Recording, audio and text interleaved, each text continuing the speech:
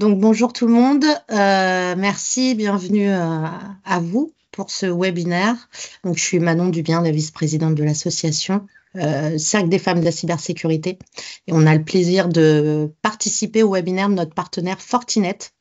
Donc l'intitulé c'est de la théorie à la pratique, comprendre et renforcer la sécurité des environnements OT. Si vous ne le savez pas, donc le Cercle des femmes de la cybersécurité, c'est une association pionnière de loi 1901 qui a été créée par Nassira Salvan. Et notre objectif principal est vraiment de favoriser le leadership des femmes dans la filière cybersécurité. Alors, on est à peu près 600 membres maintenant, dont 15% d'hommes. Et on a plein de missions qui sont de sensibiliser, promouvoir, former, accompagner, éclairer les femmes et les hommes de la filière. Donc, n'hésitez pas à nous rejoindre. Si vous avez des questions, je vais vous envoyer donc le lien vers le site, notre adresse mail générique. Donc, n'hésitez pas à rejoindre la communauté. Et j'ai le plaisir de laisser la parole à nos intervenants pour le côté Fortinet. Je vais vous laisser tous vous présenter puis commencer à partager. Bonjour à tous. Donc, Franck Pieffort, je suis ingénieur avant-vente spécialisé en outils pour la France, chez Fortinet, donc, depuis 1 an. Et avant cela, j'étais dans le consulting pendant 5 ans, toujours dans la cybersécurité industrielle. Et avant cela, j'ai fait 15 ans d'intégration chez un intégrateur industriel français. Autour des automates, des SCADA et tout ça. Et c'est chez SPI donc, que j'ai fait mes premières armes en cybersécurité. Voilà. Donc, je ne sais pas si mes collègues veulent se présenter peut-être avant le. Voilà. Bonjour à tous et à toutes. Je m'appelle Mouna Skiri, je travaille en tant qu'ingénieur avant-vente chez Fortinet et je travaille dans l'équipe Grand Compte. Et voilà, aujourd'hui, je vais vous présenter la 4e partie. Et bonjour à tous, Guillaume Faveux. Donc moi, je suis responsable des avant-ventes chez Fortinet France. Merci. Donc maintenant que l'introduction est faite, nous allons passer à la partie 2, donc immersion dans un environnement OT. L'idée de cette section, c'est de vous emmener dans des usines, de regarder un petit peu comment ça a évolué, comment ça a été construit, et de comprendre les enjeux liés au système d'information industrielle qui ont donc envahi nos usines, et comprendre un peu mieux les difficultés auxquelles on fait face aujourd'hui pour augmenter le niveau de sécurité des installations. Donc pour commencer, un petit historique sur l'industrie, le marché de l'industrie. Donc ici, on a une photo des usines Ford qui montre une chaîne de production donc automobile entre les années 1910 et 1920.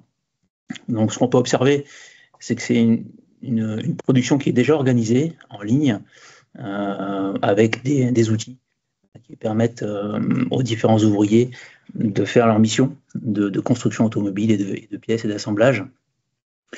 Donc, par opposition avec ce qu'on peut trouver aujourd'hui sur cette image, qui est beaucoup plus récente, puisque c'est une image qui a été prise en 2022, je crois, qui est une usine de fabrication d'échangeurs thermiques. Ce qui nous frappe de prime abord, c'est l'absence d'humains, et évidemment la présence de robots. Donc on est vraiment sur une chaîne totalement automatisée où l'homme n'est pas le bienvenu. Si on fait un petit zoom sur ce qui se passe en France en termes d'industrie, on va parler d'industrie lourde dans un premier temps. La sidérurgie en fait partie. Donc c'est quand même un secteur d'activité très important en France, avec pas loin de 40 000 employés, en tout cas en 2017. Je ne peux pas trouver de chiffres plus récents. Le site n'a pas été mis à jour en conséquence, mais c'est quand même un secteur qui brasse 16 milliards d'euros, qui a 422 établissements en France, dont certains qui sont classés en termes de dangerosité au niveau le plus élevé, si on prend les classements réalisés par les entreprises spécialisées.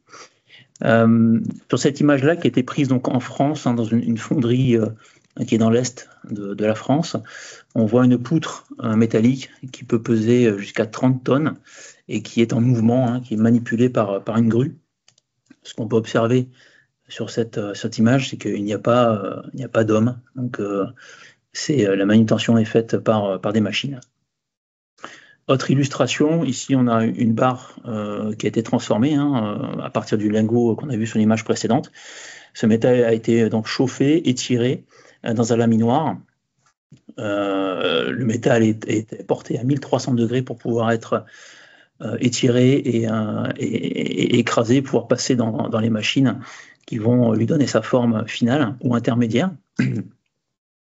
Sur cette image, on voit un homme, exceptionnellement, qui va, ou en tout cas un humain, parce que c'est peut-être une femme, je ne sais pas, qui manipule un creuset qui va faire couler donc du métal en fusion dans un moule et donner ce qu'on a vu sur la première illustration, donc qui correspond à un lingot de métal qui peut être de l'inox ou de l'acier, peu importe. Voilà, simplement pour vous montrer à quoi ressemble l'industrie lourde pour ceux qui n'ont jamais mis les pieds dans une usine. C'est un environnement assez hostile pour les hommes, comme vous pouvez le constater. L'idée de ces illustrations, c'est de montrer qu'on part d'une matière première qui subit différentes étapes de transformation pour produire des composants intermédiaires qui eux-mêmes seront utilisés ailleurs dans une chaîne de production, dans d'autres destinations, que ce soit le médical, l'aéronautique et d'autres secteurs de l'industrie, bien évidemment. Changement de décor, on va parler de pharma et d'agroalimentaire. Voilà à quoi ressemble une usine de production de médicaments. Il n'y a pas plus d'hommes qui traînent, mais c'est un environnement un peu moins hostile, on va dire, en tout cas visuellement, puisque c'est un environnement qui est extrêmement propre, comme vous pouvez le constater. Pour autant, c'est pas sans danger, puisque il peut y avoir des virus ou des bactéries extrêmement virulentes qui circulent. Même chose ici, on voit à contrario donc un homme qui va utiliser donc des objets connectés pour pouvoir surveiller la production et différents indicateurs de production. Ces EPI, équipements de protection individuelle, se limitent à des gants, une charlotte et puis une veste. On l'a vu tout à l'heure dans l'industrie lourde, les EPI, ce sont des casques, des vestes thermiques et bien sûr des gants qui vont protéger l'opérateur de la chaleur de toute projection de métal en fusion, par exemple. Ici, c'est une chaîne de conditionnement de poissons, donc on est vraiment dans l'agroalimentaire. On constate également qu'il y a à la fois des hommes et à la fois des outils qui permettent d'assister les hommes dans leurs tâches. Cet environnement-là est également un environnement assez particulier dans la mesure où on a des obligations réglementaires d'un point de vue sanitaire, par exemple. Et puis chaque individu est doté d'équipements de protection individuels, soit pour protéger la nourriture qu'ils manipulent, soit pour se protéger, eux, des nuisances sonores, en l'occurrence. Si vous observez bien, ils ont chacun un casque sur les oreilles, c'est un environnement qui est extrêmement bruyant. Changement de secteur, on va parler de transport et de défense. Ici, c'est une usine de fabrication donc de trains, donc c'est une usine Alstom en l'occurrence. Pourquoi j'ai voulu montrer cette image, c'est qu'on est assez loin de la chaîne de production automatisée telle qu'on l'a vu dans les images précédentes dans l'agroalimentaire ou dans la pharmacologie. On est sur un process de production qui ressemble plus à de la manufacture et pour autant il y a énormément d'outils qui assistent les différents opérateurs dans leurs tâches, ne serait-ce que pour embarquer les systèmes et les tester, puisque ces véhicules sont dotés d'énormément de systèmes électroniques. Et bien sûr, il faut tester toutes les connexions. Donc pour cela, il y a des outils qui existent. Même chose pour l'aviation. Ici, on est dans le secteur automobile, avec énormément de robots qui vont procéder à l'assemblage de tôleries. Ici, on passe dans un secteur un petit peu différent, donc on est dans la défense. Pareil, ce mode de production s'apparente plus à de la manufacture, puisqu'il y a énormément de choses qui sont faites à la main, puisqu'on ne peut pas automatiser totalement la production de ce type de vaisseau. En revanche, il y a énormément d'outils qui permettent donc aux différents opérateurs de réaliser leur mission. Et ces outils sont plus ou moins connectés à des systèmes centraux. Autre illustration dans le domaine de la défense et de la construction navale. Ici, on a sous les yeux un outil assez unique en Europe, puisque c'est une sphère gigantesque dans laquelle on va pouvoir procéder à de la soudure sous vide. Voilà, donc ça, c'est quelque chose d'assez unique.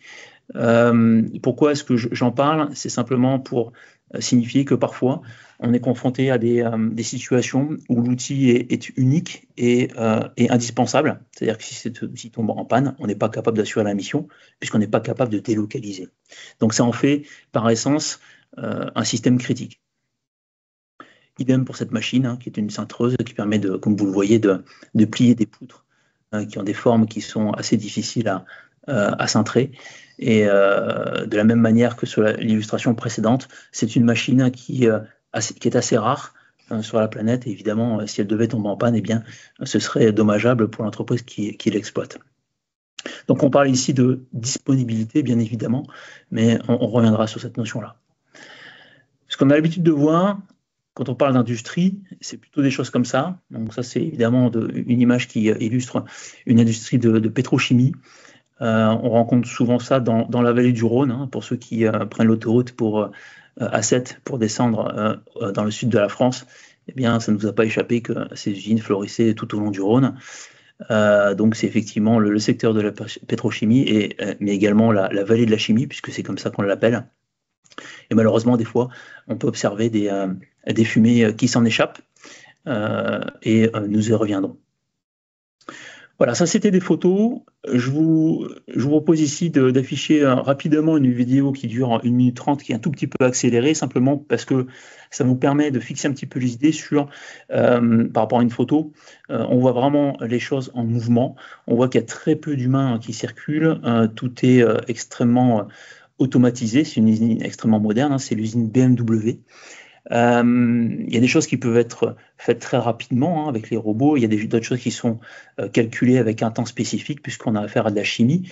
Ou par exemple, là, on a vu le bain de préparation. Ici, on voit l'application d'un vernis. Et évidemment, ça ne peut pas être fait dans n'importe quelle condition si on veut un résultat qualitatif en sortie.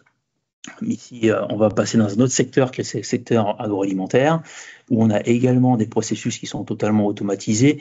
C'est une usine qui fabrique une barre chocolatée que vous avez certainement un jour goûté dans votre vie, et vous allez vite vous en rendre compte.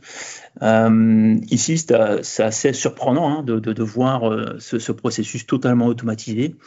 Mais c'est aussi extrêmement instructif et ça permet de voir un petit peu la place que prend l'informatique dans notre production industrielle. Dernier secteur, donc le secteur de la production d'objets en verre. Donc on est sur évidemment du verre qui est monté à très haute température, enfin du silicium qui est monté à haute température pour fabriquer du verre qui sera ensuite mis en forme par des machines placées dans des moules et dans lesquels on va pouvoir souffler et appliquer des formes pour pouvoir appliquer des bouchons, des choses comme ça. Voilà. Fin de la vidéo, c'était simplement pour vous montrer que l'automatisation, c'est quelque chose qui a pris beaucoup de place dans notre vie quotidienne. Et cette automatisation passe nécessairement par évidemment de l'informatique et de l'informatique industrielle. On parle alors de transformation numérique. Sur les images, je vous ai montré des choses qui étaient assez évidentes en termes d'informatique industrielle ou d'opérationnel technologique, comme on peut l'appeler. Ce qu'il faut noter, c'est que ces systèmes informatiques, systèmes opérationnels sont en fait absolument partout, même là où on ne les soupçonne pas. Donc aussi bien dans des environnements industriels, comme on l'a vu à l'instant, que dans des environnements un peu moins industriels. On parle par exemple de smart building ou de smart city même, de data center, où les réseaux techniques, l'outil, pour reprendre le terme consacré, est présent absolument partout, que ce soit pour fournir de l'énergie, pour monitorer les systèmes qu'on va appeler les utilities, que ce soit par exemple donc l'énergie, tout ce qui est HVAC, donc ventilation, climatisation, chauffage, contrôle d'accès, vidéosurveillance, etc. Donc tout ce qui a attrait à la fois au confort des usagers, mais aussi à la sécurité des systèmes IT qui sont hébergés dans des salles qu'il faut réfrigérer en permanence, que à la sécurité périmétrique des bâtiments et des accès pour les zones critiques, si on revient sur l'exemple du data center. Donc chaque environnement n'a pas forcément les mêmes contraintes, et c'est pour cela que les constructeurs ont fabriqué des solutions qui sont adaptées aux environnements dans lesquels ces équipements sont implantés. On parle alors d'équipements qui sont durcis. Si on revient sur la timeline des différentes révolutions industrielles, aujourd'hui on est à la version numéro 4, vous pouvez observer qu'entre la révolution industrielle numéro 1 et 2, il s'est passé à peu près une centaine d'années, entre la 2 et la 3 également 100 ans. En revanche, entre la 3 et la 4, il s'est passé tout juste 45 ans, c'est-à-dire 2 fois moins de temps, c'est dire à quel point l'accélération de la transformation est importante. Donc l'automatisation, ce qui va nous intéresser aujourd'hui, surtout, c'est le passage de l'industrie 3.0 à 4.0, puisque l'industrie 3.0, c'est la phase à laquelle on a commencé à incorporer au sein d'une usine de production, donc des systèmes automatisés, c'est-à-dire des systèmes qui vont prendre des décisions à la place de l'homme ou réaliser des tâches en lieu et place d'une action humaine. L'homme ayant plus un rôle d'opérateur ou de superviseur. Les grands changements observés donc, entre l'industrie 3.0 et l'industrie 4.0, sur ce graphe, donc, en abscisse, on va avoir l'efficacité opérationnelle. L'idée, c'est d'augmenter la productivité, d'augmenter les capacités de production en faisant un minimum de changements. Et face à cette efficacité opérationnelle, on va avoir malheureusement une exposition exponentielle aux nouveaux risques de cybersécurité. Donc, au tout début, on était sur des systèmes qui étaient isolés et propriétaires. Ça, on parle bien de l'industrie 3.0. Et quand on passe à l'industrie 4.0, on va avoir des systèmes qui autrefois propriétaires et avec des protocoles largement diffusés et documentés et largement employés sur des liaisons série, tout à coup vont être encapsulés dans des trames IP, et ça va devenir donc des protocoles industriels sur du TCP/IP qu'on connaît aujourd'hui, donc hyper connectés, et ça va donner lieu à ce qu'on appelle traditionnellement la convergence IT-OT, où on va retrouver également l'utilisation et la démocratisation du cloud et des réseaux logiciels. On constate aujourd'hui, et c'est une donnée récente, que 75% des entreprises indiquent avoir connecté leurs usines à leur système corporate. Donc on est vraiment dans une accélération de la convergence IT-OT. Et évidemment, j'imagine que dans l'auditoire, il y a des sociétés de consulting et même des consultants qui doivent être exposés ou confrontés à des difficultés face à cette fameuse convergence. Les difficultés vont commencer à apparaître dans cette slide où, si on a quelques similitudes quand même entre l'IT et l'OT, on a quand même énormément de différences. Au niveau des similitudes, je l'ai dit à l'instant, on a des protocoles, dans les deux cas, IT ou OT, on va utiliser du TCP/IP, des protocoles extrêmement connus, le HTTP, HTTPS, SNMP, etc., des gestions d'identité, du chiffrement, et des systèmes d'exploitation extrêmement courants comme le Windows et Linux, évidemment. Plus récemment, des technologies beaucoup plus modernes avec de la containerisation, des plateformes virtuelles et du cloud, bien sûr.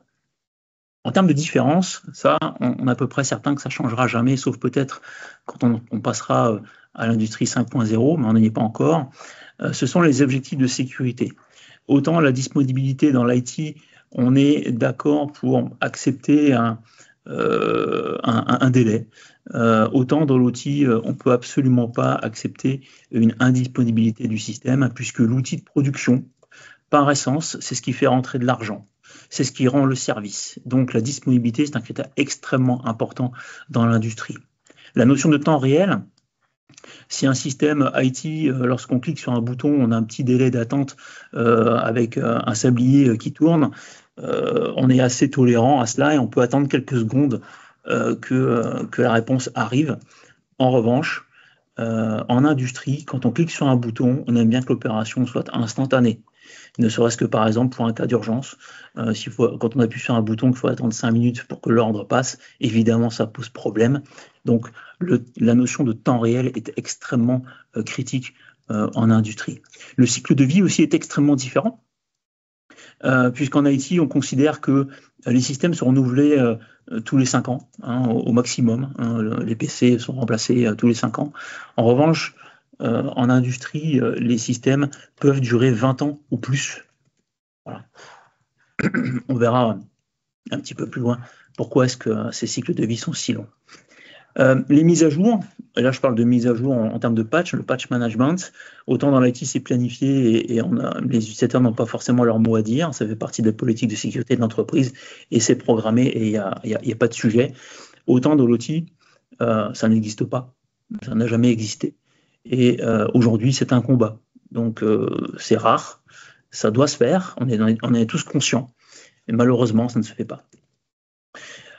Tout ce qui est audit et test de sécurité au sens sécurité informatique, dans l'IT, c'est quelque chose qui est assez habituel et obligatoire. Hein. On a des entreprises qui ont des niveaux de certification. Si on parle de la 27001, évidemment, toutes celles qui ont obtenu cette certification-là, pour la garder, font l'objet d'audit.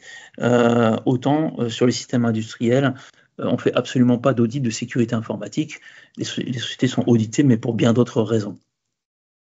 La sensibilisation à la cybersécurité en IT, c'est quelque chose qui est assez naturel et les campagnes de sensibilisation existent depuis très longtemps. Dans l'OT, on va dire que ça fait maintenant une quinzaine d'années qu'on fait en sorte que ce soit exécuté au sein des usines. Et on partait de très très loin, c'est pour ça que c'est très long, mais en tout cas, on considère qu'aujourd'hui, on a quand même comblé pas mal de lacunes à ce niveau-là.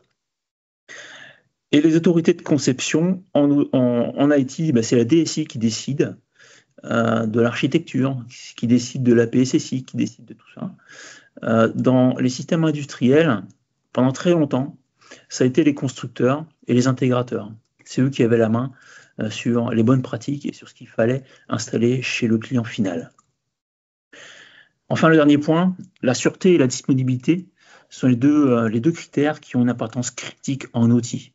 Et là, je viens de poser un nouveau terme qui est la sûreté. Donc la sûreté, c'est une notion qu'on va voir tout de suite. Donc on parle de sûreté des personnes et des biens. Et avant cela, on va parler bien sûr des catastrophes, de différentes catastrophes industrielles pour bien comprendre à quoi correspond la safety. Ici, on est sur un incendie qui a eu lieu en région parisienne. Donc voilà, c'est le SIAP, c'est l'usine Seine-Aval qui a pris feu en juillet 2019. Donc les conséquences ont été assez, d'un point de vue environnemental, étaient assez importantes. Et puis évidemment, ça coûtait beaucoup d'argent à l'État pour remettre en service tout ça. Ensuite, on a d'autres incendies, malheureusement en industrie, ça finit souvent en flammes. Donc voilà, ici on a des dépôts pétroliers à Catano en 2009 qui ont pris feu également. Donc ça, catastrophe environnementale évidemment. Il n'y a pas eu de décès, quelques blessés par intoxication, évidemment, on peut le comprendre. Ici à Shanghai, également une explosion. Avec un incendie important et des personnes qui sont décédées. C'est une usine d'éthylène glycol. Voilà, c'est un complexe pétrochimique. Ici, on est sur une usine d'huile qui a également explosé et pris feu. Donc, on voit les gens qui se sauvent en courant, évidemment, on les comprend. Une explosion en 2020 à Beyrouth. C'est une explosion qu'on a connue en France en 2001, puis c'est exactement les mêmes produits chimiques qui sont en cause, puisqu'on est sur des engrais. C'est du nitrate d'ammonium qui ont explosé là-bas, et chez nous, c'était chez AZF. Ceux qui ont à peu près le même âge que moi doivent s'en souvenir, puisque ça a été une catastrophe qui a été largement médiatisée en France. Et voilà, donc ça, on est sur... vous allez me dire, mais on est loin des sujets cyber. Ben non. Les conséquences, quand il y a un problème en industrie, ça peut être ça. Voilà. Et là, typiquement, on est sur un problème de traçabilité de produits dans l'usine AZF et deux produits qui cohabitent sans qu'on le sache dans un local fermé. Eh bien, le résultat est celui-ci. Et la traçabilité, c'est quelque chose qui aujourd'hui est à la main des systèmes informatiques. C'est pour ça que j'en parle. Ici, on est sur quelque chose d'assez différent. On est en Russie avec la fonte des terres glacées où tant que la glace était opérationnelle, on voyait rien. Et puis quand ça commençait à fondre, en fait, les Russes se sont rendus compte que il y avait une cuve de gasoil qui était en fait fendue et qui a libéré en fait tout son contenu. Et ça donnait une catastrophe écologique puisqu'il y a 20 000 tonnes de carburant qui se sont retrouvées dans la nature. Et évidemment, ça pose des dégâts. S'il y avait eu des systèmes de contrôle et de supervision qui permettaient de capter en tout cas ou de détecter des choses d'un point de vue environnemental, probablement qu'on aurait pu éviter la catastrophe. Une fois de plus, pour illustrer le propos, je vous montre une petite vidéo qui est assez courte mais qui est assez éloquente sur les conséquences d'un accident ou d'un incident. Pas forcément d'origine cyber, mais pour vous montrer à quel point ça va vite. Ici, l'image n'est pas accélérée, hein, on est en temps réel, donc il y a eu un départ de feu. Et en quelques secondes, quand les deux personnes ont disparu du cadre, eh bien, on va vite se rendre compte qu'il ne reste absolument plus rien. Voilà. Et ça peut être la conséquence d'un acte malveillant. Il faut avoir ça toujours en tête. C'est que ça, c'est les conséquences. Donc après, comment on y parvient, ça, c'est les hackers qui vous le diront. Ici, on est dans un laminoir, hein, en sidérurgie. Tout à l'heure, je vous ai montré des photos. Et quand ça se passe mal, voilà ce qui se passe. On a une barre incandescente, hein, de métal incandescent, qui sort de ces rails. Ça, c'est exactement la même chose, mais sous un autre angle de vue. Donc évidemment, au-delà des dégâts matériels que ça peut causer, vous doutez bien que si une personne se trouve à proximité immédiate, eh bien, il peut évidemment être blessé dans le meilleur des cas, et dans le pire, perdre la vie, bien évidemment. Donc c'est un secteur extrêmement dangereux, la sidérurgie. Il y a encore d'autres exemples, hein, ça va très vite. Comme vous pouvez le voir ici, vous voyez, les gens ils restent pas à côté. Ce sont des accidents qui ne sont pas rares, il faut se le dire. Ce sont des accidents qui sont assez fréquents. Voilà, donc c'est une compilation, évidemment. En une semaine, il n'y a pas tout ça qui se passe, mais quand ça arrive en général, ça fait la une des journaux. Donc voilà, encore un accident. Et voilà, ce qu'il faut comprendre, c'est qu'en sidérurgie, quand il y a un objet incandescent qui passe dans l'usine, qui entre dans l'usine, doit en sortir obligatoirement. Ici, on est dans une usine qui est semi-automatisée, donc on a des robots, et vous venez de voir cette personne qui a été prise en sandwich, hein, par un robot, et on a une situation de suraccident en bas à droite de l'image, donc deux personnes qui ont voulu accourir pour aider le camarade qui était coincé, mais se sont retrouvés à leur tour coincés dans une autre machine. Donc tout ça pour dire que c'est pas parce qu'on a automatisé, qu'on a robotisé, qu'on a modernisé, qu'on est à l'abri d'accidents. Évidemment, associé à cela, il doit y avoir énormément de mesures de safety, hein, donc de sûreté, notion que j'ai introduite avant cette séquence imagée. Donc la prévention des risques, c'est quelque chose qui est culturel en industrie. Pourquoi je vous raconte ça? Parce que bientôt on va parler de risque cyber. Et quand on rentre dans une usine pour parler de gestion de risque, croyez-le, ils savent ce que c'est que le risque. Je vous l'ai montré, je vous l'ai illustré, ils savent ce que c'est. Voilà. Au sens risque, pas cyber évidemment, au sens risque safety, au risque sûreté. Parce que dans une usine ou dans une installation technique, ce qui prime, c'est la vie des personnes, c'est leur santé, et évidemment, c'est l'outil de production dans un second temps. Donc ici, vous avez des campagnes d'affichage, hein, qui sont utilisées en industrie pour expliquer comment on doit agir, comment on doit se comporter pour préserver la santé des ouvriers et de ses collègues, bien évidemment. On ne peut pas parler de cybersécurité sans parler de safety quand on parle d'outils. La sûreté de fonctionnement permet de développer donc une résistance à des agressions involontaires. Voilà, des agressions qui seraient environnementales, électromagnétiques ou liées à des, comment dirais-je, à des pannes, puisqu'une panne c'est difficilement prévisible. Donc il existe des systèmes qui permettent de se protéger de pannes de machines, par exemple. Au moment de la conception des systèmes industriels, donc ICS, Industrial Control System, la cybersécurité, c'est absolument pas une préoccupation. Ça n'est pas partie des analyses de sécurité fonctionnelle, puisque la sécurité fonctionnelle, encore une fois, elle est là pour se prémunir d'agressions involontaires, alors que la cybersécurité, elle, est plutôt là pour se prémunir justement d'actes malveillants, on va dire. Mais la safety et la cybersécurité visent évidemment tous les deux la même chose. Hein. L'idée, c'est de contenir des conséquences dommageables pouvant résulter d'une défaillance. Donc, ils ne sont pas exclusifs. Donc, le cyber doit servir à protéger les éléments de la safety sans entraver leur bon fonctionnement.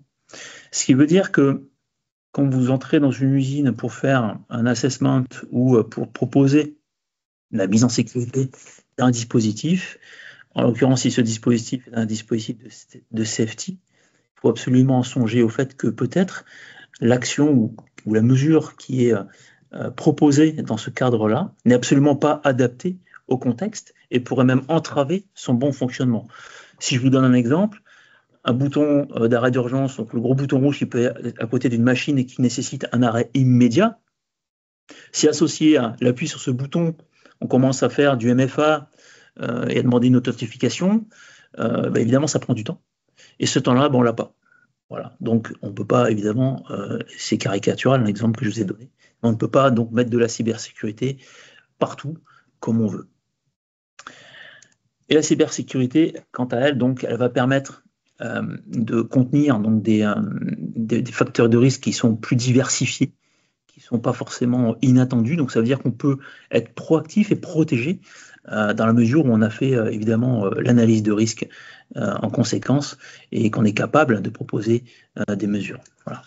Donc la cybersécurité industrielle, c'est une composante transverse de la gestion des risques. Hein. Donc on a la famille de gestion des risques, là, le grand ovale vert, hein. Donc on est sur l'ISO 30000, on va avoir l'ISO 27000 pour la partie IT avec la cybersécurité qui concerne plus les aspects, disons, gouvernance avec la 27001. Ensuite, on va parler de sécurité industrielle qui va regrouper la sûreté de fonctionnement, laquelle fait appel à des notions qui sont clairement identifiées et normées, hein, qu'on appelle la FDMS, fiabilité, disponibilité, maintenabilité et sécurité au sens safety. Donc les systèmes sont conçus avec ces critères-là et non pas avec un critère cybersécurité qui est arrivé bien après. C'est pour ça qu'en France, on a un parc industriel quand même qui est assez important et qui est extrêmement en retard. Donc on a beaucoup de retard de maturité en termes de cybersécurité industrielle parce que c'est très long de mettre en sécurité ces systèmes-là. Et l'IEC 62443 qui couvre la cybersécurité des systèmes industriels permet véritablement d'adresser ces sujets. Donc je vous encourage vivement, si vous ne connaissez pas cette norme, à en prendre connaissance. En consulting, et même les éditeurs de solutions comme Fortinet utilisent très largement ce framework. Donc la sûreté de fonctionnement, c'est quelque chose qui se mesure par un scalaire, et il existe des dispositifs électroniques qui permettent d'adresser ces sujets. C'est le Safety and Security Level, donc le SIL, qui se mesure de 1 à 4, 4 étant le niveau de safety le plus élevé. Donc, quand vous rentrez dans une usine avec des automates qui sont de sûreté ou de safety et qui ont un niveau SIL, évidemment, c'est une information à prendre en compte, puisque vous ne pourrez de toute façon pas intervenir comme vous voulez sur ce système-là. Ça n'exclut pas qu'il faut l'intégrer dans l'analyse de risque et savoir si ces systèmes-là sont à jour, s'ils ne sont pas interconnectés avec d'autres systèmes qui seraient plus vulnérables, etc. Donc, en synthèse, on a un écosystème qui est complexe et parfois très hostile. Donc on l'a vu, des usines qui transforment la matière première avec des produits semi-finis ou finis. Mais on les a aussi dans le tertiaire, les hôpitaux, dans les banques, dans les bâtiments qui accueillent du public, donc ça peut être du commerce, ou dans les data centers. Dans le domaine du transport, on imagine mal aujourd'hui que tout ce qui est gestion de trafic routier, aérien, maritime est géré par énormément de systèmes d'information, et en partie IT évidemment, mais également OT. Je pense que maintenant vous l'aurez compris. On est également sur l'animation est à l'envers, c'est pas grave. En termes de production, il faut comprendre que dans la prise en compte des problématiques de cyber, on a deux types d'industrie. On va avoir l'industrie où on va être en production continue, c'est-à-dire que le service ne peut pas s'arrêter. ou alors c'est extrêmement compliqué de l'arrêter. Par exemple, les fournisseurs d'énergie, on se doute bien que quelque part, l'arrêter, ça peut être compliqué. Parce que derrière, il y a des utilisateurs, et les utilisateurs attendent toujours de pouvoir charger leur téléphone quand ils branchent la prise courant, mais les industriels ont encore plus besoin de cette énergie. Donc, c'est quelque chose qui est totalement continu. Une autre notion de production continue, ça va être par exemple tout ce qui est fonderie. On comprend aisément que c'est extrêmement compliqué d'arrêter un process de fonderie en plein milieu, puisque le métal en fusion, une fois qu'il refroidit, il n'est plus en fusion, il est plus liquide, il est plus malléable de la même manière. Et évidemment, ça a des conséquences dommageables si on devait arrêter une fonderie en plein milieu de la production. Voilà, ça, ce sont des productions continues. Ça veut dire qu'en termes de fenêtres de maintenance, en termes d'accès, en termes d'accès pour des mises à jour, par exemple, ou pour des modifications d'architecture, etc. Ces environnements-là sont très complexes à adresser. Par opposition, on va avoir la manufacture, donc on a une dépendance beaucoup moins forte par rapport à l'automatisation. L'humain est beaucoup plus présent, donc là on va avoir plutôt affaire à des notions de gouvernance, si on revient sur la notion de cybersécurité. Mais on a quand même, comme on l'a vu dans le secteur de la défense par exemple, des ateliers qui sont extrêmement critiques et pour lesquels on ne va pas pouvoir faire ce qu'on veut quand on veut. Donc ce qu'il faut retenir également, c'est que l'informatique industrielle est au service de la production et de la sûreté de fonctionnement. C'est un outil. Voilà, c'est pas l'usine ne vit pas pour l'informatique, elle vit pour sortir des produits en bout de chaîne. La gouvernance est un petit peu spécifique aussi. On va avoir des responsables d'usine qui sont responsables de la qualité, qui sont responsables du volume, qui sont responsables du chiffre d'affaires, etc. Et évidemment, les informaticiens qui viennent proposer des mesures de cybersécurité ne sont pas forcément les bienvenus, puisque ça veut dire centre de coût, ça veut dire difficulté, ça veut dire potentiellement ralentissement de la production, etc. Évidemment, ça pose également des problèmes. La pyramide DICT, donc dans l'IT, je l'ai dit, mais ça synthétise un petit peu la chose. En priorité numéro 1, on va avoir la confidentialité, c'est historique, là où dans l'outil, on va avoir la disponibilité. On a un niveau d'intégrité qui est équivalent dans les deux mondes, mais avec des conséquences très différentes. Autant si on a des données qui sont corrompues en système IT, les conséquences ne sont pas forcément dramatiques.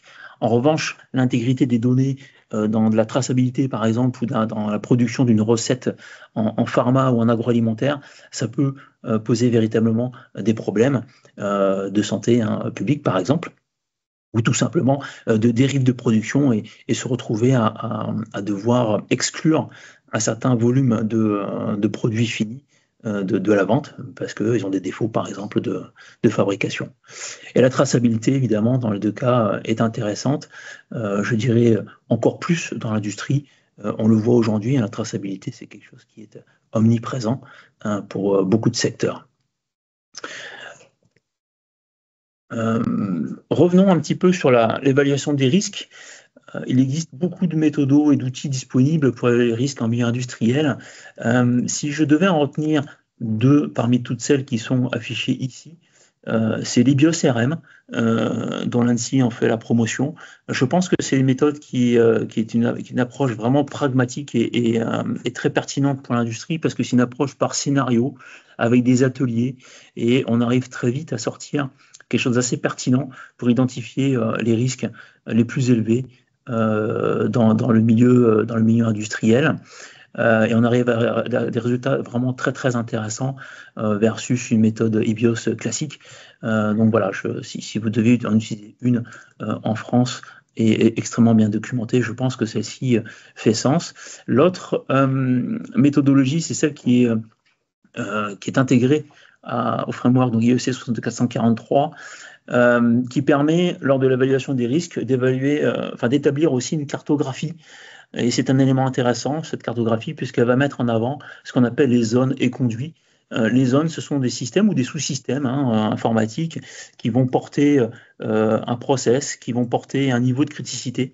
Et entre ces différentes zones, on va avoir des conduits, et ces conduits, ce sont évidemment des liens réseau. Et ces liens réseau devront être sécurisés si on veut maintenir le niveau de confidentialité souhaité en entrée d'une zone.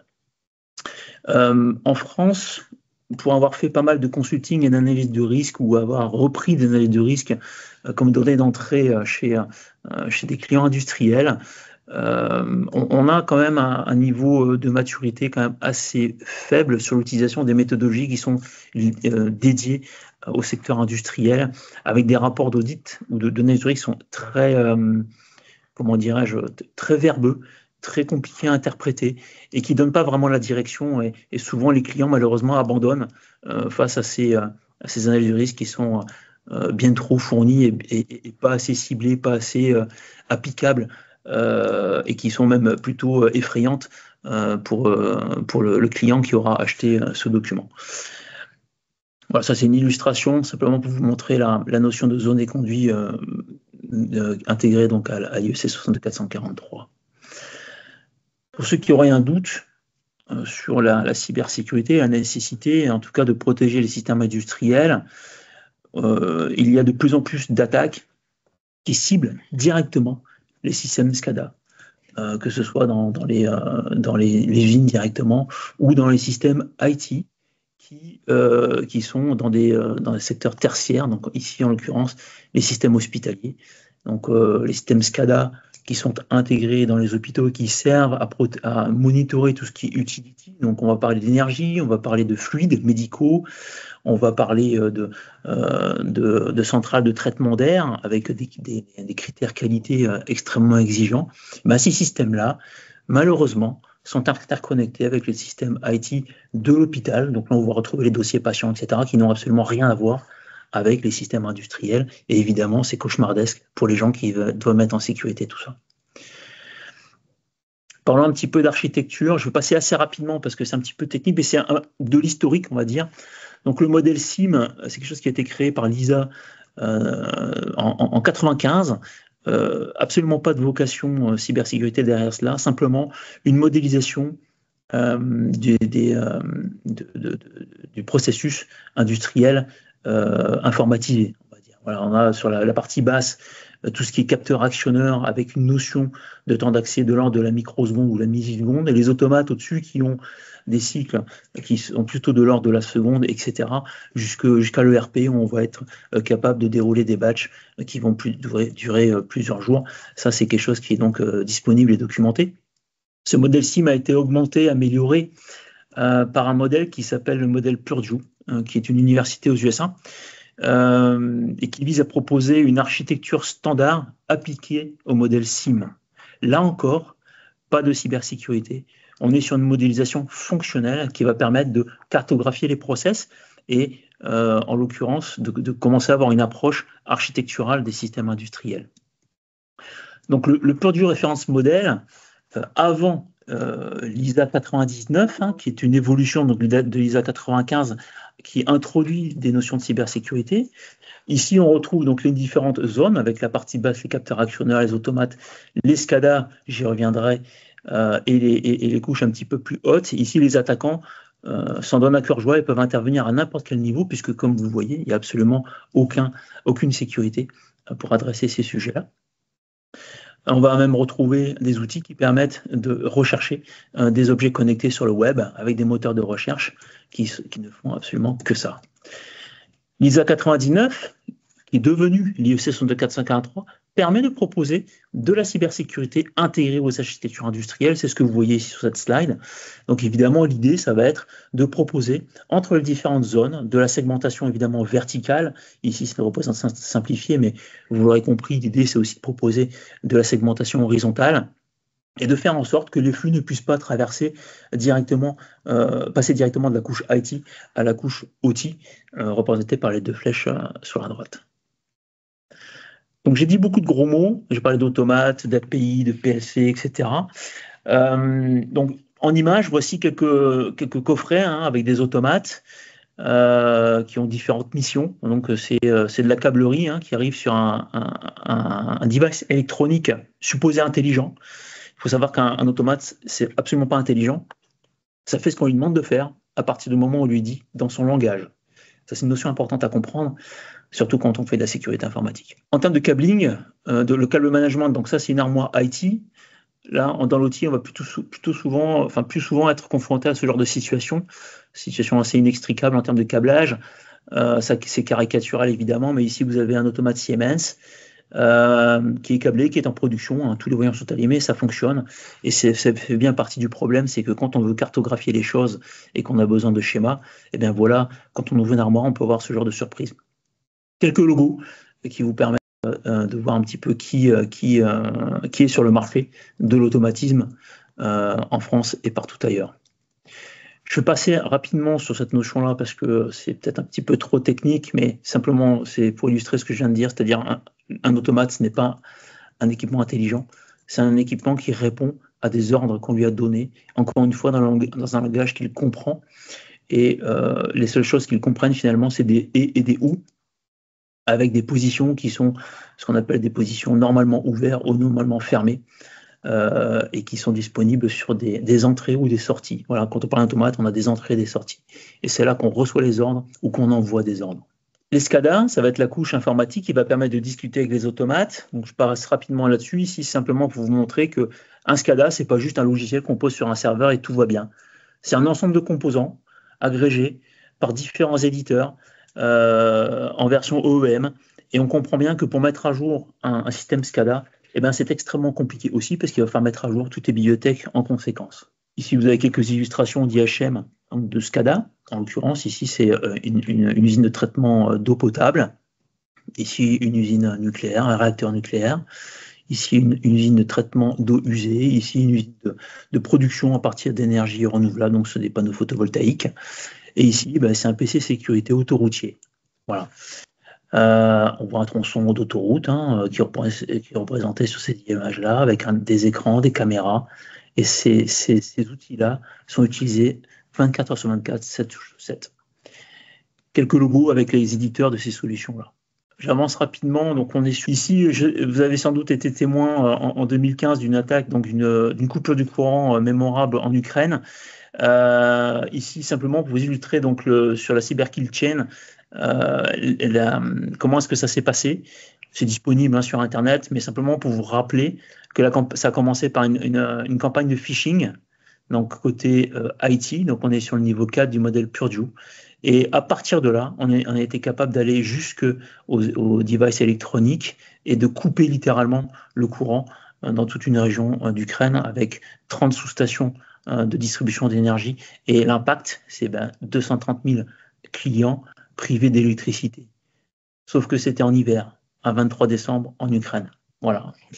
Juste avant, parce que le slide il est très important sur les attaques, parce qu'en fait ça montre juste avant, ça montre en fait qu'il y en a de plus en plus des attaques qui visent vraiment ces environnements outils qui sont plus sophistiqués. Et comme vous avez vu avec Franck, en fait les dégâts ils sont très importants. On peut, comme par exemple avec l'attaque où il n'y a plus de courant. Du coup voilà, ce slide est très important pour dire qu'on a plus d'attaques et l'effet en fait sur les attaques dans l'environnement outil il est plus et on a plus de dégâts. Voilà. Merci pour ces précisions, Mona. J'ai presque terminé. On va me dire, mais en termes de cybersécurité, quelles sont les mesures Est-ce qu'on peut appliquer des mesures qui existent aujourd'hui dans l'IT, dans l'outil? Est-ce qu'elles sont suffisantes et applicables? Alors, les solutions 100% IT ne répondent pas totalement aux contraintes environnementales ou aux contraintes d'intégration des systèmes industriels. Pour toutes les raisons évoquées précédemment, c'est-à-dire la disponibilité, les critères de conception, l'accessibilité, etc. Donc c'est extrêmement compliqué d'aller, par exemple, déployer un antivirus sur une station d'ingénierie. C'est pas simple. Voilà. Elles peuvent être aussi insuffisantes. On a souvent l'idée que peut-être mettre un pare-feu en rupture entre l'IT et l'outil, c'est suffisant. Absolument pas, évidemment. Et elles peuvent même interférer négativement avec le fonctionnement des systèmes industriels, voire même les systèmes de safety. Donc ça devient totalement contre-productif. C'est pour ça que l'intervention en termes de cybersécurité sur ces environnements-là doit se faire vraiment en gants blancs. Et ça, je viens de le dire, donc c'est très bien. Voilà. Donc, qu'est-ce qu'on fait? Alors, du coup, qu'est-ce qu'on fait et comment on fait? Donc, je pense que je vais passer la main maintenant à Guillaume, qui va apporter quelques réponses, je pense. Merci, Franck. Effectivement, donc le but de cette deuxième partie, c'est de parler effectivement de la sécurité des environnements industriels et de voir comment ou quelles sont les premières étapes qu'on peut mettre en place pour pouvoir apporter de la sécurité dans les environnements industriels. Alors, je vais rappeler aussi des choses que Franck a dit, mais c'est important parce que ça va permettre de positionner un peu les différentes solutions et de voir pourquoi on fait ces choix-là et comment on peut travailler. Alors, il y aura un axe technique, mais il y a également un axe organisationnel parce qu'on le verra et on le constate et les personnes avec qui on travaille nous le rapportent tous les jours. C'est que c'est un monde différent, la sécurisation des environnements industriels ou l'industrie de manière générale, et que ça ne fonctionne pas du tout de la même manière que les environnements IT. Donc, il faut voir comment on peut construire une relation pérenne pour pouvoir sécuriser ces environnements. Déjà, juste avant de commencer, nous, on est éditeur de cybersécurité et on a un catalogue en fait de solutions qui peuvent se positionner sur les environnements industriels et la plupart du temps, les consultants ou même les autres vendeurs de sécurité vont proposer un catalogue complet de solutions de cybersécurité, donc avec tout un nombre de produits, sauf que finalement, quand on va discuter avec les RSSI OT ou les responsables d'usine, eux, leur préoccupation, c'est plutôt de savoir comment je fais pour continuer à mettre à jour un ordinateur sous Windows XP, alors qu'on est en 2024 maintenant. Ça, c'est le genre de vidéo qui traîne sur Internet et qui concerne directement des réseaux industriels. Ils cherchent par tous les moyens à maintenir des systèmes qui sont historiques, voire à peu près historiques, parce que ils sont pas dans la capacité, Franck l'a précisé, de pouvoir mettre à jour. Donc déjà, on voit qu'il y a potentiellement un écart entre ce que les éditeurs ou les consultants cybersécurité sont capables de proposer et puis leurs problématiques, on va dire, de tous les jours. Le deuxième écart qu'on va constater aussi, c'est que la plupart du temps, quand on imagine les usines, on se dit bon, on est en 2024, industrie 4.0, c'est tout propre, c'est très bien câblé, etc. Franck vous a montré quelques screenshots tout à l'heure, c'est pas toujours le cas. Et la réalité, c'est que souvent les usines, ça ressemble aussi à ça. Donc on n'est pas du tout dans le même monde et dans les mêmes contraintes que ce que nous, éditeurs IT de sécurité, on a comme habitude. Donc c'est important de voir que il faut mapper un peu tout ça. Ensuite, à qui on parle? La plupart du temps, nous, encore une fois, je parle, quand je dis nous, je parle éditeur cybersécurité ou consultant. Quand on va parler à nos clients, on parle souvent des ciseaux qui viennent du monde IT. C'est même généralement des ciseaux IT qui sont nommés sur l'environnement outil. Alors là, le petit dessin montre que c'est pas forcément une bonne nouvelle pour lui, mais globalement, c'est assez rare que ce soit des personnes du monde OT qui prennent le lead sur la sécurité du monde OT. Même si évidemment il y a des contre-exemples. Et donc, de quoi on a besoin pour pouvoir leur parler? On a besoin de comprendre quelles sont les difficultés qu'ils rencontrent. On a besoin de comprendre d'où ils partent, quel est l'état des lieux actuel de leur cybersécurité. Et puis de comprendre aussi les contraintes et les impératifs. Alors effectivement, nous on a l'habitude de contraintes et d'impératifs du monde IT, il faut absolument sécuriser à tout prix, etc. Mais eux, par contre, c'est d'autres contraintes. C'est potentiellement, il faut sécuriser la sûreté, donc éviter que les gens soient blessés. C'est s'assurer de la chaîne de production qu'elle ne s'arrête pas, ce genre de choses. Donc les contraintes et les impératifs sont pas forcément les mêmes que ceux dont on a l'habitude dans les environnements IT. Donc tout ça, il faut qu'on le comprenne bien avant d'aller leur parler. Donc globalement, en fait, il faut remplir la différence entre la perception et la réalité. Donc la perception qu'on peut avoir et la réalité de ces environnements industriels. Et donc l'idée de cette présentation, c'est de vous montrer un peu comment on peut avancer et construire les premiers pas sur cet environnement de sécurité industrielle. Donc, comprendre les environnements outils. Alors, Franck vous l'a dit, mais je vais remettre en avant quelques points. Déjà, en général, quand on parle d'outils et quand on parle d'outils dans les environnements cybersécurité, on pense tout de suite des solutions qui sont durcies, c'est-à-dire qu'il y a des solutions qui sont faites pour tourner dans des environnements complexes, c'est-à-dire dans des usines avec beaucoup de poussière ou avec une forte humidité ou alors même avec de l'altitude, de la chaleur, toutes ces contraintes. Et donc, on se dit que c'est uniquement ça qui peut répondre, alors que c'est absolument pas le cas. Ça fait partie du panel qu'on doit pouvoir proposer pour pouvoir répondre à la sécurité des environnements industriels, mais pas uniquement. Ensuite, l'autre contrainte, Franck vous l'a dit, c'est les update cycles, c'est-à-dire que tous les combien de temps j'ai un cycle pour pouvoir mettre à jour mon informatique à l'intérieur de mon usine. Les usines sont construites pour une durée. Je ne parle même pas des centrales nucléaires. Les centrales nucléaires, on parle d'un cycle de 100 ans entre la conception et le décommissionnement complet de l'usine. Donc, on imagine bien qu'en 100 ans, il peut y avoir des évolutions et il faut effectivement anticiper et voir de quel cycle d'évolution on parle à l'intérieur de ces usines. Et s'ils sont tout simplement possibles. Des fois, c'est effectivement pas du tout le cas.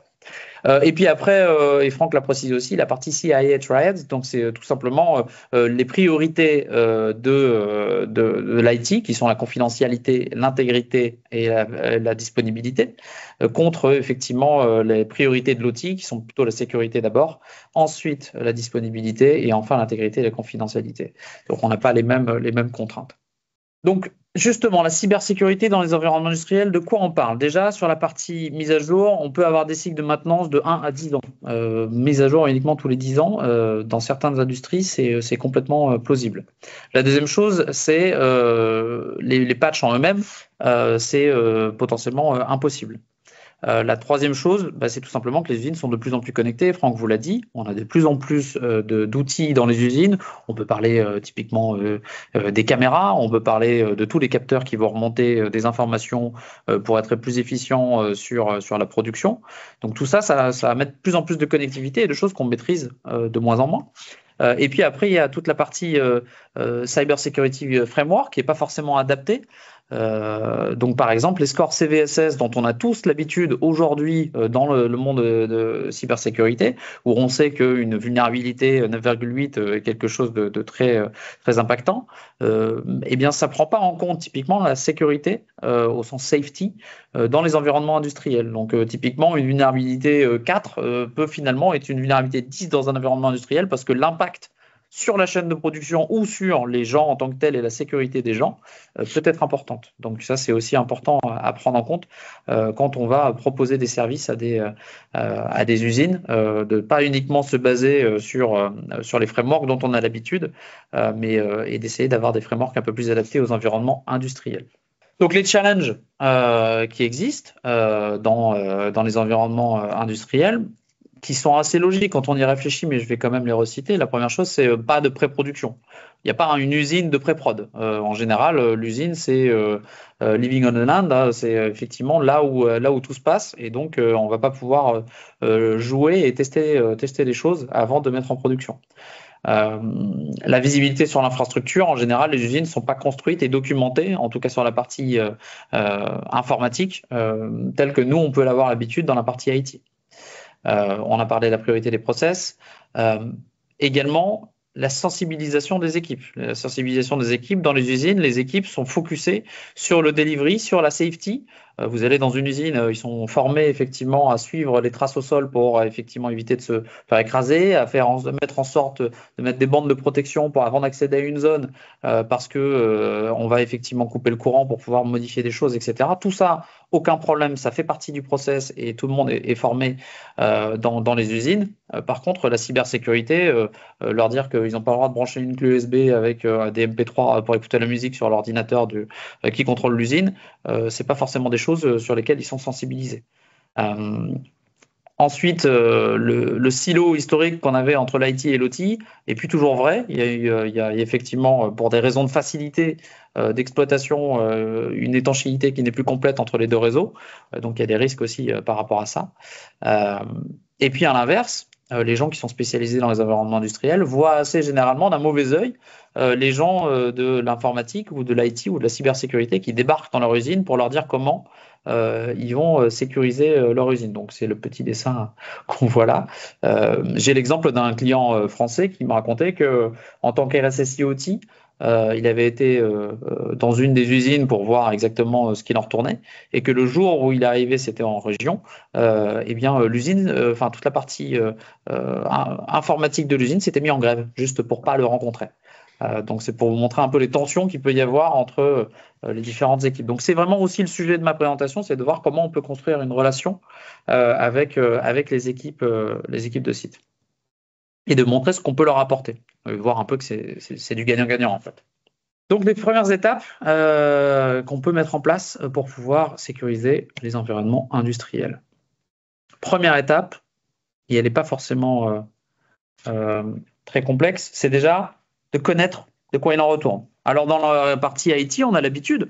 Comment on fait pour savoir, pour faire un inventaire? Bon, voilà, on va tout simplement connaître l'environnement. Donc, on va faire un inventaire tout simplement de ce qu'on a dans l'usine.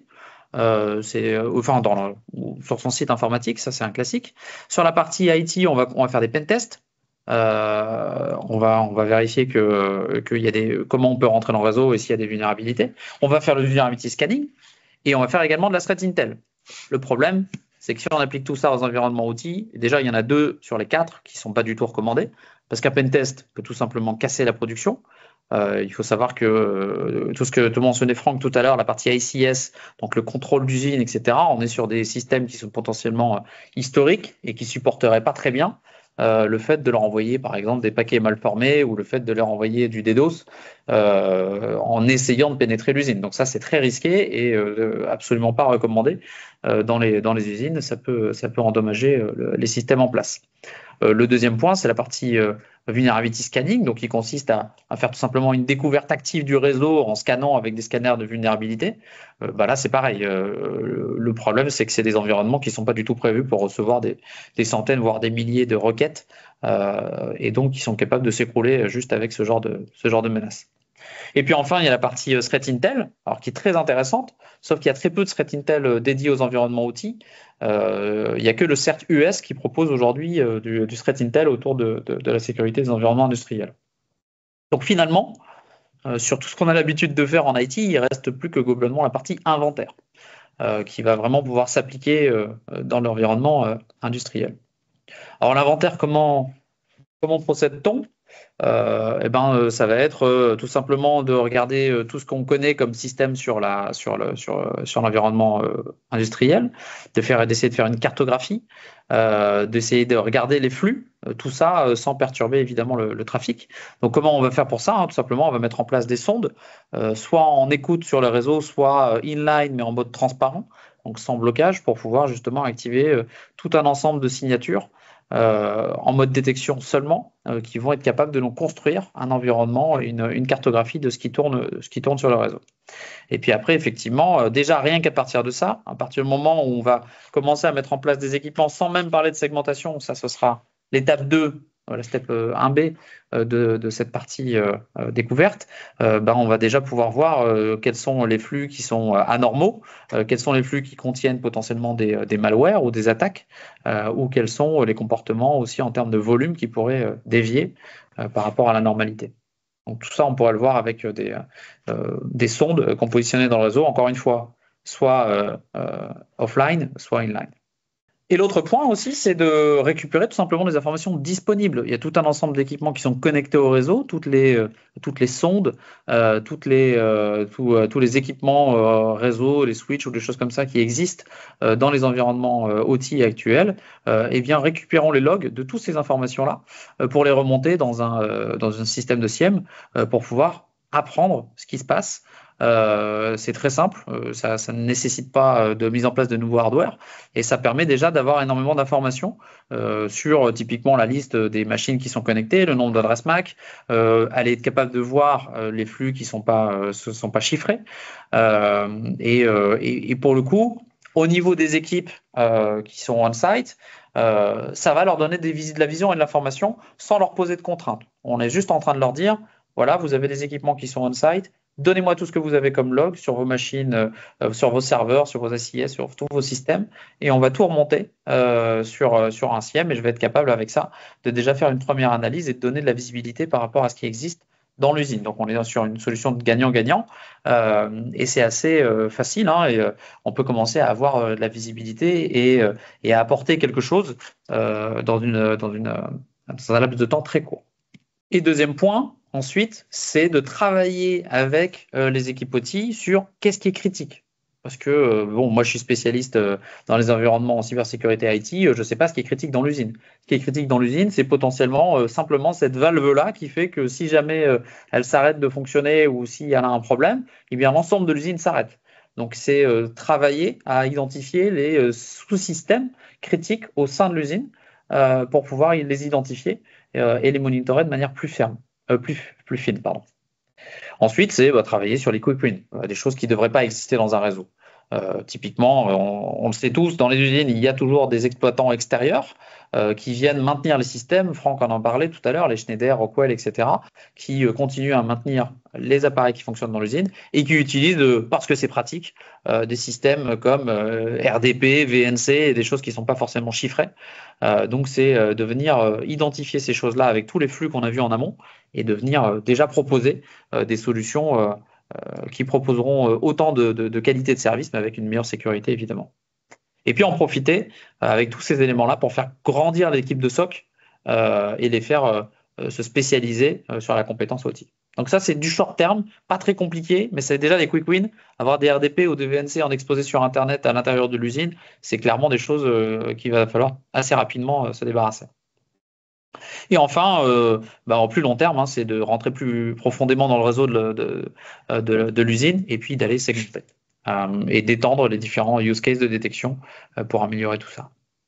Donc ça, c'est le point A. Et utiliser tout ça, la step 1, c'est vraiment la step 1 pour construire une relation de partenariat avec les équipes OT et pouvoir évoluer vers les steps 2 et 3.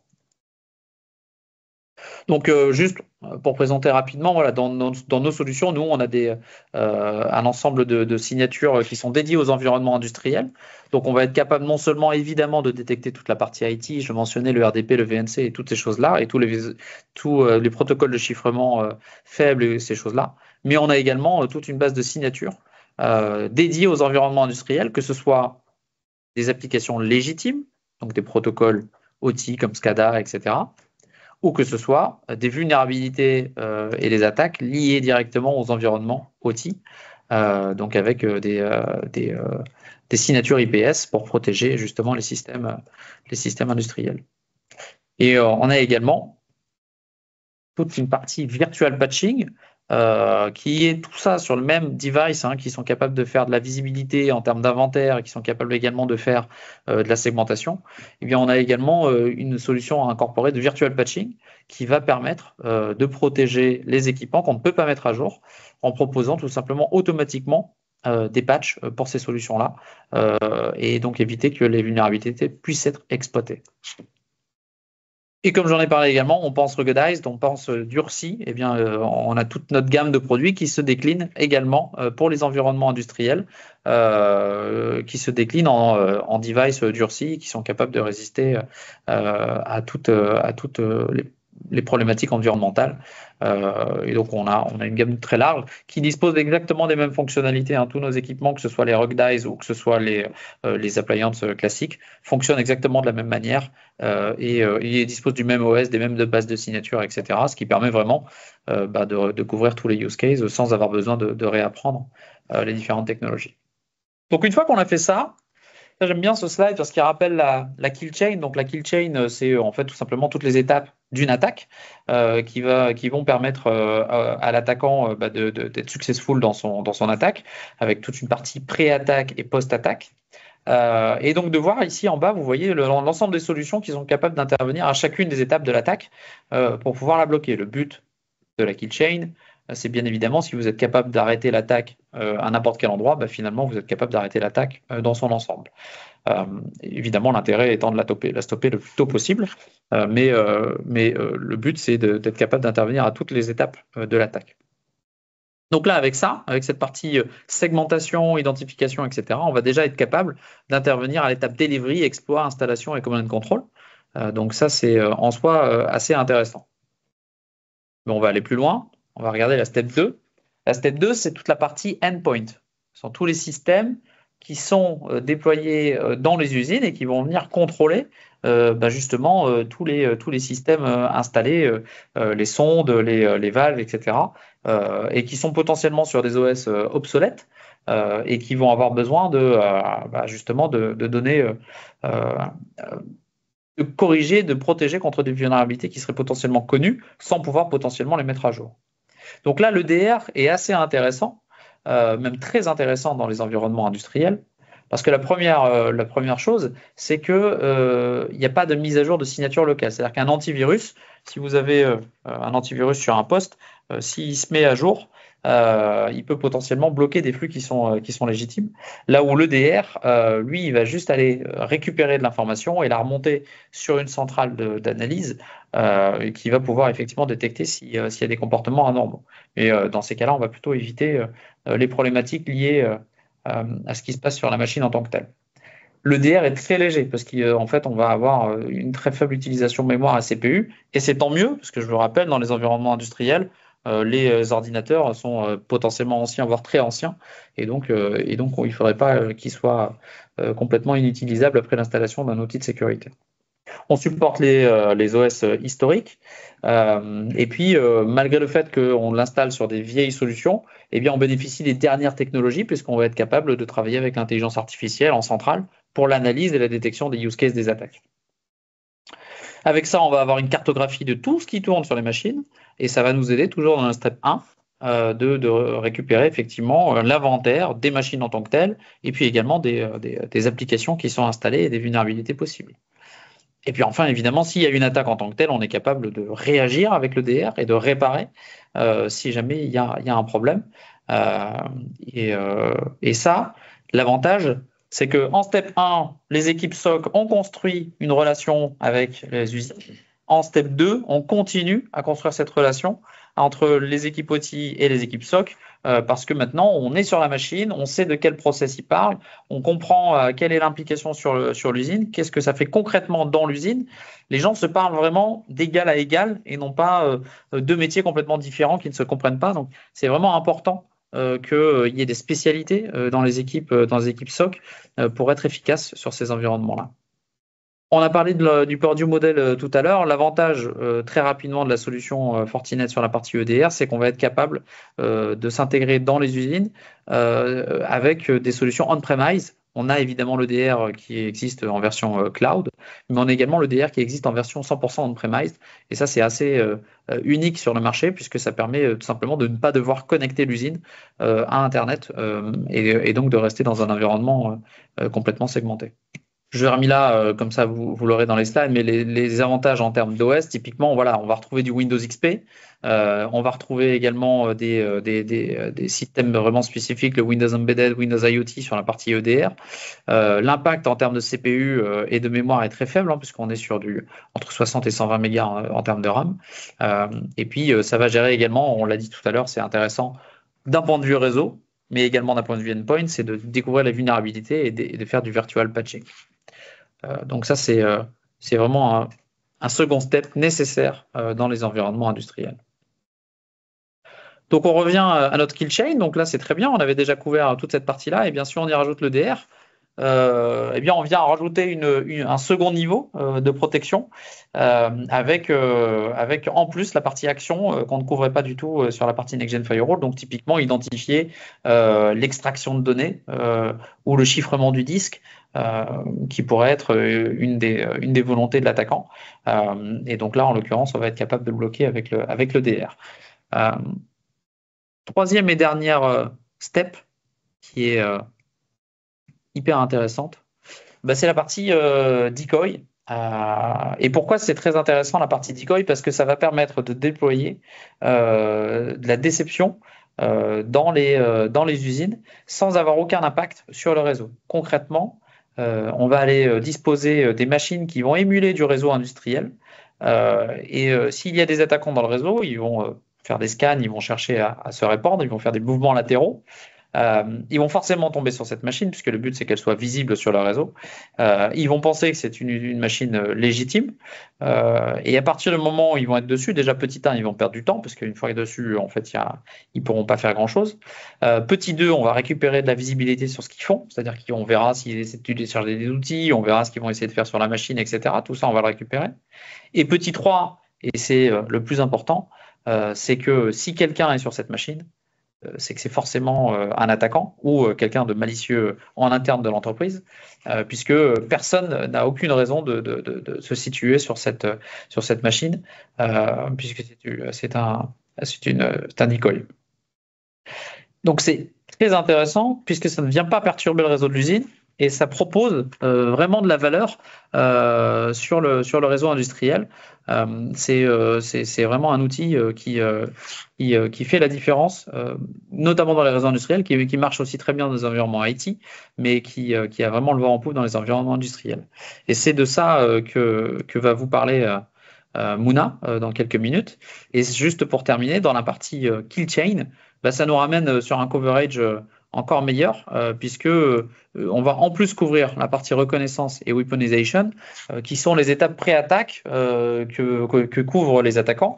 Donc on a vraiment, avec ces 3 étapes-là, une très belle couverture de la kill chain dans les environnements industriels, tout en ayant limité les risques sur l'usine en tant que telle et en faisant grandir une relation OT-IT.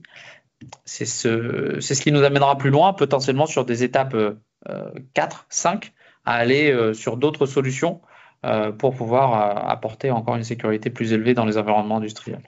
Je passe la main à Mouna qui va vous présenter la déception. Merci Guillaume.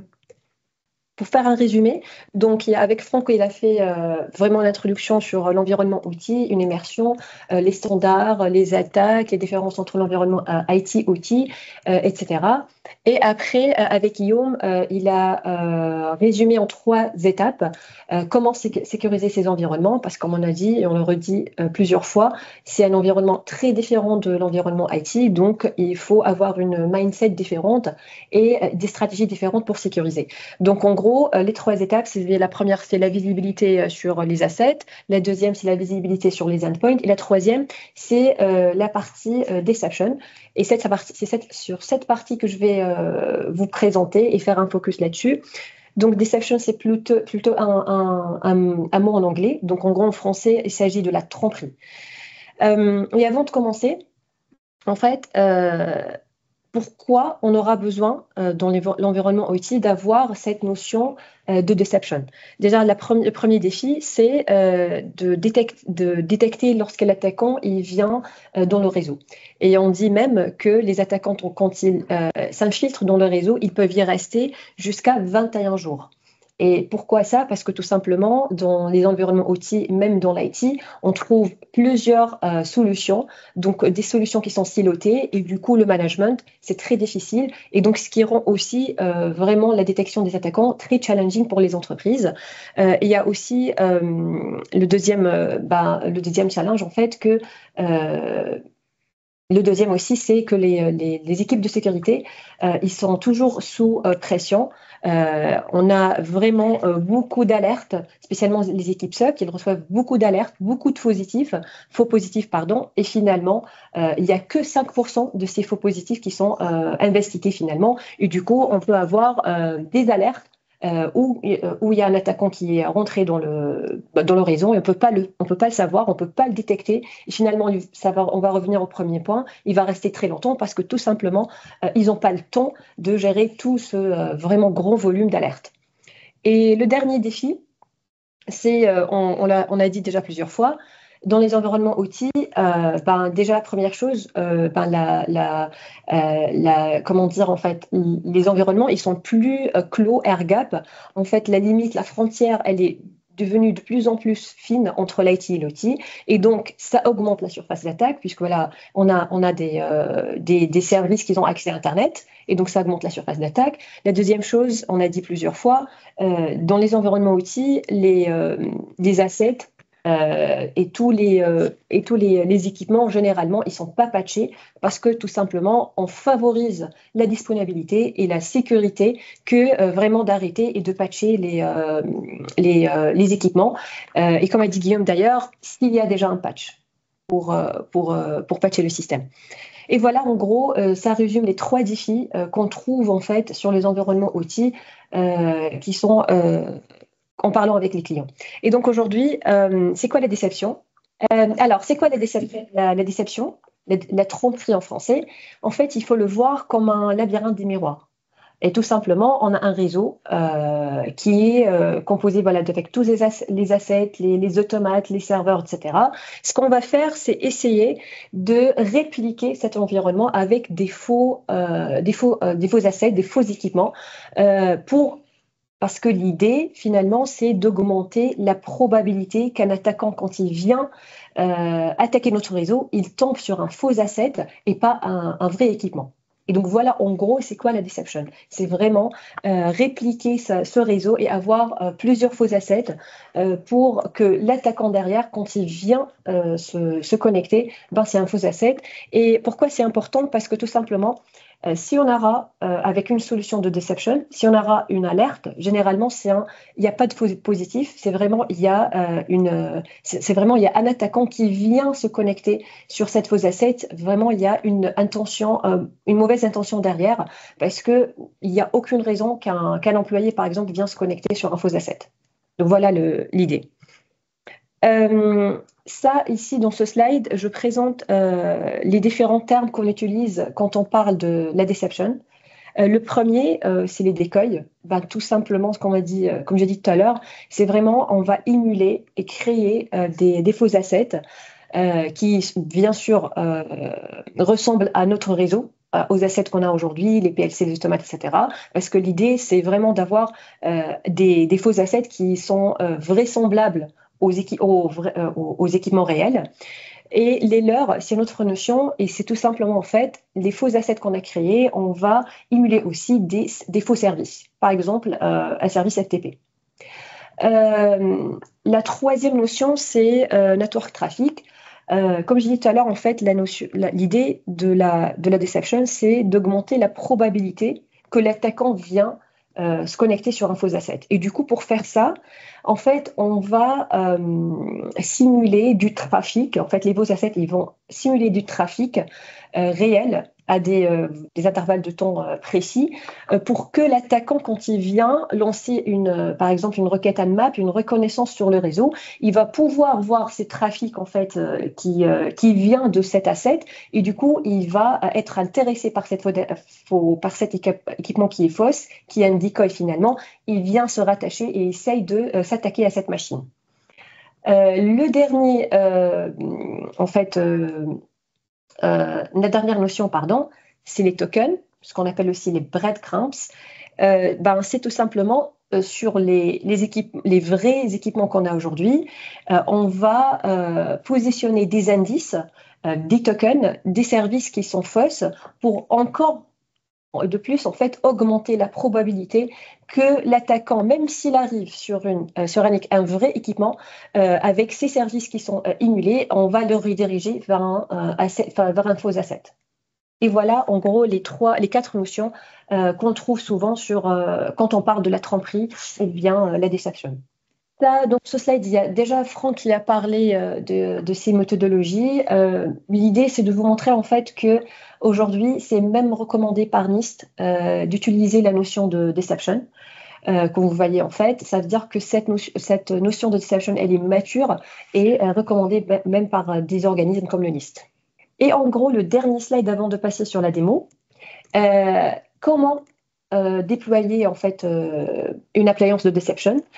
Tout simplement, la première chose, on va découvrir les assets, les équipements qu'on a dans notre réseau, et après, on va tout simplement, selon les assets qu'on a découverts, on va venir manuellement ou bien de façon automatisée. Ça dépend de la solution, mais par exemple, avec notre solution de déception, Portail Deceptor, on a la possibilité d'automatiser le déploiement de ces decoys et des leurs dans le réseau.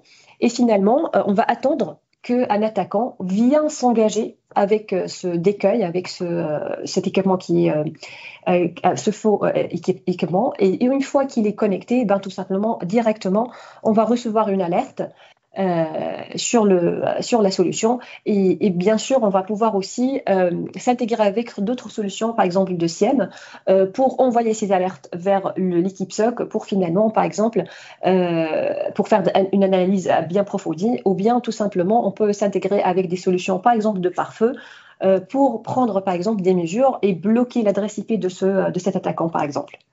Et voilà, en gros, les 4 étapes pour déployer une solution de déception. Et maintenant, je vais passer directement pour vous montrer la démo. Donc, dans ma lab, j'ai une solution de déception. Bien sûr, c'est notre solution de Fortinet, mais ça peut être une autre solution de déception.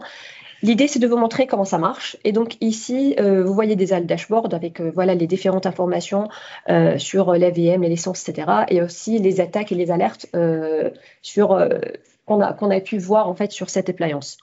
Et donc, ici, sur ma solution, je vais aller sur les décoils statuts. Et là, on va voir en fait toute la liste des décoils que j'ai pu déployer sur mon réseau. Et par exemple, là, j'ai déployé par exemple une automate Schneider.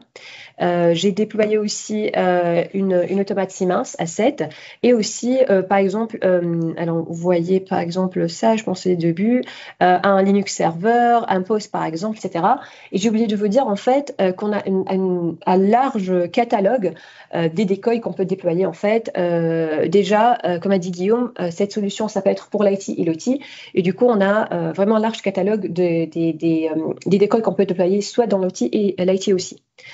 Ce que je voulais vous montrer ici, c'est que les décoils qu'on déploie, c'est des décoils qui semblent en fait à des machines réelles. Et donc, par exemple, je viens de me connecter ici sur une automate Schneider, c'est la décoil que j'ai créée.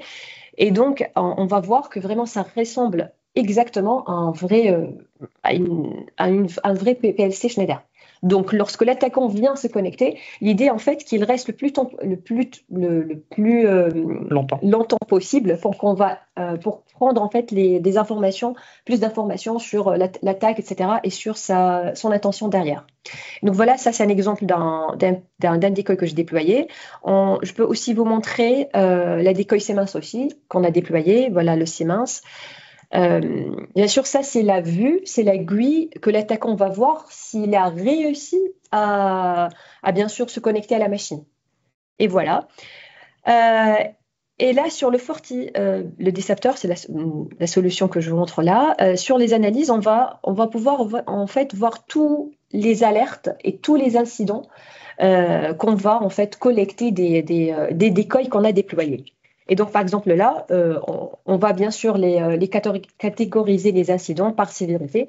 Et là, par exemple, on voit déjà, parce que là, je vous ai montré, en fait, en se connectant sur le PLC, je vous montrais, en fait, l'interface. Et donc là, il a détecté que moi, je me suis connectée sur le PLC. Ce qu'on va faire maintenant, c'est on va être à la place d'un attaquant. Donc, et on va essayer de se connecter et de faire des choses pour voir ce qui se passe sur la solution de déception. Et donc, par exemple, là, on a déjà un script qui est déjà prêt. Je vais le lancer pour faire, en fait, voilà. Donc, c'est un script qui est déjà prêt pour lancer une commande Nmap, en fait, sur mon PLC Schneider. Et donc, je lance la commande. En attendant les résultats, on va voir en fait sur le FortiDeceptor qu'il a détecté cette reconnaissance en fait et cette commande de Nmap. Donc on voit déjà ici qu'il a détecté les différents ports qui sont ouverts sur l'automate Schneider. Donc si on revient sur le FortiDeceptor, je vais réfléchir et donc la page et donc voilà, on a une sévérité haute et donc on voit l'adresse IP de l'attaquant.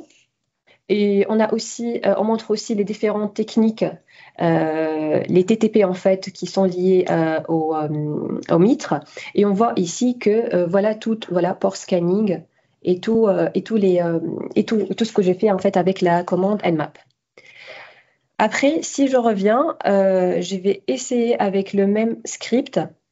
Je vais le relancer. Je vais essayer tout simplement de lire le registre sur mon PLC Siemens que je vous ai montré, de lire en fait le registre Modbus. Et donc, je vais lire. Et là, par exemple, on voit les différentes valeurs. D'accord? Je vais essayer aussi de changer ces valeurs. Par exemple, je vais mettre 111. Et donc, voilà. Ici, à la place de l'attaquant, j'ai déjà fait une première lecture sur le registre. Et là, j'ai même changé les valeurs.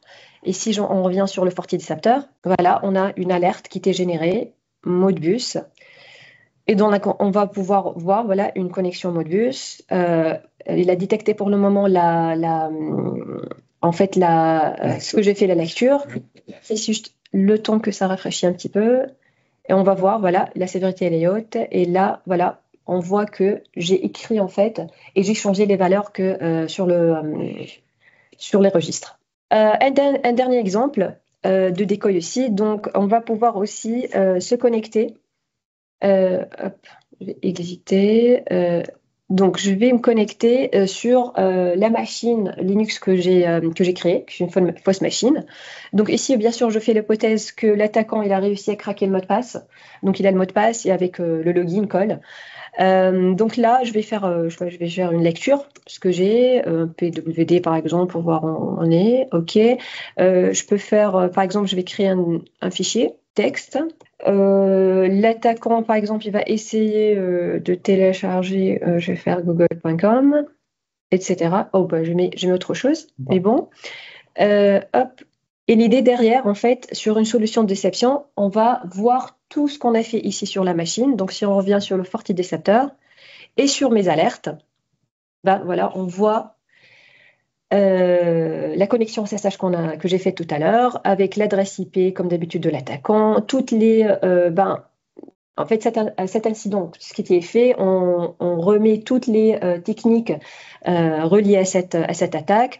Donc, on voit une connexion. Il a utilisé voilà, le mot de passe Superman, accepté, etc. On voit voilà, la commande ls que j'ai faite, la commande pwd, la création de ce fichier. Voilà, vous voyez même que j'ai fait un google t.com. Et voilà, ici, il va essayer, parce que là, on a configuré avec l'API VirusTotal pour qu'en fait, à chaque fois qu'il y a un fichier, on va le scanner et voir sur le VirusTotal pour voir est-ce qu'il est clean ou pas. Donc là, il est en train de... On essaye... on va voir le résultat de processing sur VirusTotal. Et voilà, en gros, c'est l'idée d'une solution de déception. Donc, en gros, voilà, savoir des faux assets, augmenter la probabilité qu'un attaquant vient se connecter sur un équipement qui est un decoy et finalement avoir toutes ces alertes qui vont être remontées sur la solution. Et après, bien sûr, on s'intègre avec d'autres solutions de SIEM ou bien que Firewall, etc. et prendre toutes les mesures nécessaires pour essayer de détecter l'attaquant le plus vite possible et voilà, sécuriser nos environnements OT. Merci, Mona. Merci. Merci tout le monde. Je ne sais pas si vous avez des questions. Est-ce que c'était clair? Je regardais dans le Q&A. Pour l'instant, il n'y a pas de questions. On va attendre une minute et puis sinon, on va clore là. Mais merci, c'était très, très intéressant. Je vois pas de questions pour l'instant. C'est bien, ça veut dire que c'est très, très clair. Très bien. Ouais, parfait. N'hésitez pas si vous avez des questions. J'imagine que nos coordonnées seront transmises avec la présentation de la vidéo. Donc, si vous avez des questions, n'hésitez pas à nous contacter. On sera là pour y répondre. Merci à tous. Merci beaucoup. Merci beaucoup. Au revoir. Passez de bonnes fêtes. Bonne soirée, bonne fête surtout, oui. Merci. Au revoir. Au revoir.